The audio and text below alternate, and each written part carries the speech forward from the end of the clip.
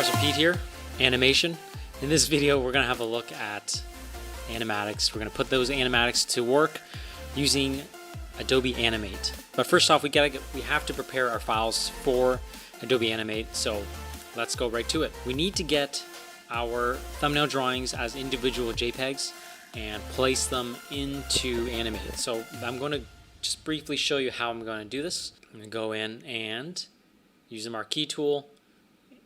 Select this, Control C, Control N, and it's taking it from the clipboard, and you can see the resolution is 150. It should be really only 72, and everything else is fine. And when I hit paste, there is my storyboard. So again, you need to digitize your storyboards any way you want. For me, mine was already in digital format because I drew it on a tablet with my Surface Pro. But if you decide to draw it on pen and paper, you'll need to take a high resolution picture, probably from your phone. It's probably easier to take each picture from the phone rather than you can bypass this. So you have one picture per thumbnail drawing. That would probably be the best. As long as you have a good phone, it should be pretty clear. So I'm going to hit Control Shift S, and I'm going to call it Shot 1. It's a JPEG, and it's going into my folder for this example. And I'm going to hit Save. Quality of 8 is good enough. And then I'm going to move the storyboard, hit the marquee button, and here's my 1B. Control C, Control Shift N, Control N, Control Shift S. It's 2, and it's JPEG. I'm going to change the image size to be 72 dpi.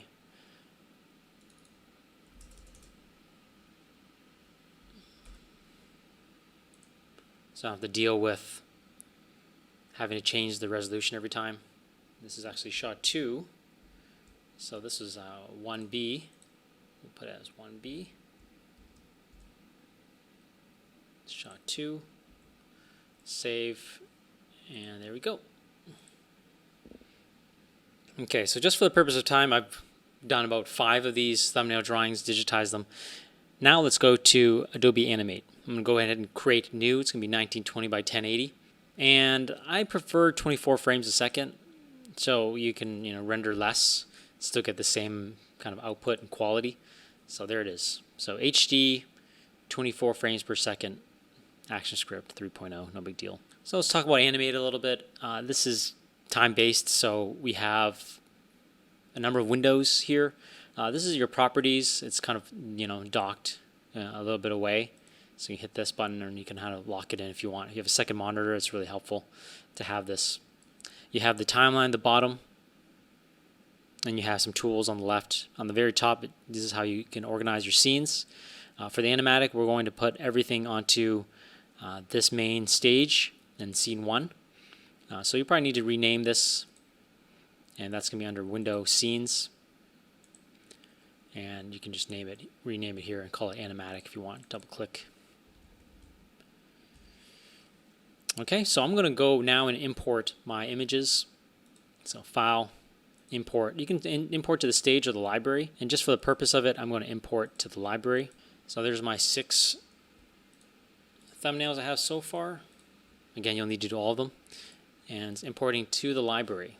Okay, so now it's in the library, it's not on the stage. And I'm going to go just fit to window. So there's my stage. And I don't need the scene window anymore. And I can just minimize, just decrease this to about there. And so now I can go to my library, which is over here. Again, you can find it over here as well under window. And I can see that I've got my pictures. So I'm going to put my picture in, and it's going to be small because I had it's pretty low resolution. So I'll need to scale this up, modify, transform, free transform. And holding down Shift, I can get this pretty big. All right, so there it is. And this is layer 1. Right now, I'm going to make a new layer, and just for the purpose of this, I'm going to need to just zoom in a little bit. And so you can see the seconds on there. You can see to zoom in and out, and then you can scrub through, so you can add, as many seconds as you'll need to. So layer 1 is my shot 1, and I'm going to have this appear for maybe 2 seconds. So I'm around here, frame 50, frame 48 is actually 2 seconds, but I'm going to hit F5 on the keyboard, and that's going to extend this drawing. Now, if I don't hit F5 on the keyboard, if I just move over on the timeline, if I move this over, if we move over just like a couple frames, you'll see that it's no longer going to be seen. But right now, we don't really have that option. We can't move the timeline head. So anyways, we'll just go to frame 48, hit F5 so it sits there. It adds frames. And then over on layer 2 will be our next shot. So we'll hit F6 since there's nothing in that keyframe. So the frame number 1 has a white, whereas frame 1 for layer 1 has black circle. That means there's something in there. So we can just hit F6, and now we are on frame 49 as it shows right here. And there's nothing on the timeline anymore and nothing on the stage. So that makes total sense.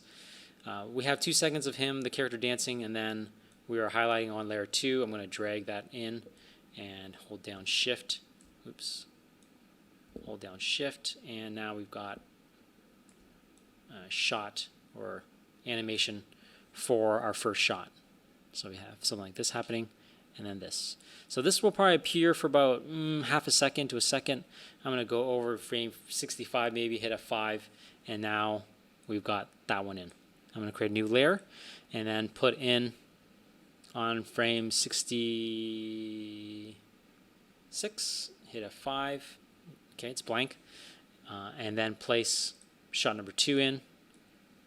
And again, grab the corner, hold Shift, constrain proportions, and make sure that is in the middle.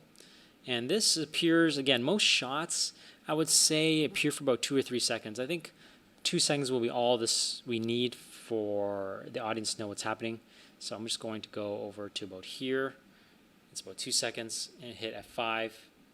And then I will go create a new layer, go over to 110, there's the next one, and then I will put in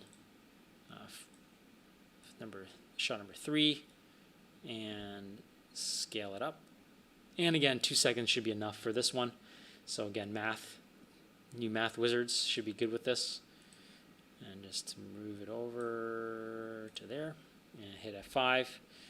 So that's going to appear for that, and then I'm going to go to my next shot, go over here to an empty frame, hit F6, and add my next shot. The character's walking in to the crowd, and I'm just going to eyeball maybe how many seconds I might want the characters and the shots to play for. You don't want to always make it 2 seconds. You don't always want to make it 1 second. You just have to play with it and just kind of have a feel how the timing will work or won't work based on the content of that shot and the importance of that shot. All right, so I've just created the first 11 seconds or so of my animatic, and I've got 6 layers already. You should end up with 30 to 40 layers. Again, depends on how many shots you have or how many drawings you've done, but that's roughly the amount you should have if it's going to be a 1-minute animated short with 2 people. 30 seconds. So maybe 10 to 15 drawings for 30 seconds of animation for 1 person. So then I'm going to make sure I'm saving this. All right, so it's saved. We have the library, we have properties. Properties is also where you can go to object and change the position size if you want to do it by hand. But let's go ahead and play this, see how it looks. So it's going to export. And there it is. So you can see shot number 3 when the character looks over and reacts might be a little too long. So there's shot 1, shot 2, and then this shot 3 I think is a little too long. Could probably shave off 10 frames or so, half a second, as we progress through this. So it creates a SWF. Back in the day, Animate was called Flash, and it was owned by Macromedia, but now it's revived and in Adobe's hands. So we're going to be using Animate. It's easier than After Effects, especially for character animation, and that's going to be awesome for us. So when you're ready to export this out, just go under File, Export Video Media, And there it is. Format is H.264. It's going to defaults, so this will go to media and player encoder and where you want to save it to. So it'll then go to the media encoder. It's going to export this out. And so then there's the file. Again, mine's only 11 seconds just to show you, but there's the MP4 file. And that's what you would upload and place also into your next production pitch package as its own slide. And so you can see it's 11 seconds, 3 megs. It's a pretty good file size, and you'll see that it also was opened and exported in the Adobe Media Encoder. All right, so there you have it. That's how to make animatics, and we'll use more of Adobe Animate soon. It's a very, very robust program, and I'm excited to show you what else it can do. Professor Pete out. Take care. Have fun.